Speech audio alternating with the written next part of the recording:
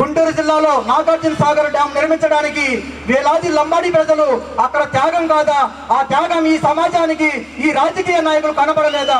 మా డ్యాము నిర్మిస్తూ వేలాది కోట్లను కట్టించడం లేదా? అది మరవక ముందే మా నడుము ఎన్నపోసను విరగొట్టినటువంటి రాజకీయ నాయకులు పులిచింతల ప్రాజెక్టు కోసం ఇప్పటికీ మేము నిర్మించిన మా స్థిరనివాసాన్ని కానీ ప్రభుత్వం ఆర్థిక సహకారంగాని అందించలేని పరిస్థితి ఉన్నది. ఇలా మేము అడుగుతూ ఉన్నాం, గిరిజన శాఖ గిరిజనులకు ఇవ్వాలని,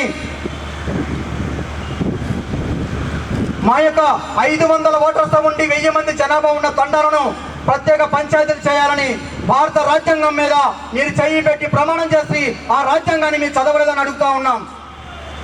మాకున్న 7% రిజర్వేషన్ని అమలుపరచకుండా మా అన్నదమ్ములుగా ఉన్నటువంటి మేము దళిత గిరిజన మైనార్టీల పైన మమ్మల్ని విభేదాలు పెట్టి విభజించి పరిపాలిస్తుంది మీరు కాదా? మా యొక్క గిరిజన తెగల్లో వాల్మీకి బోయ ఒడ్డలని కలపటం అది ఎంతో దుర్మార్గమైన చర్య కాదని అడుగుతా ఉన్నాం. ఈ విధంగా గిరిజన జాతులమైన మాకు మహోన్నత చరిత్ర ఉండి మరి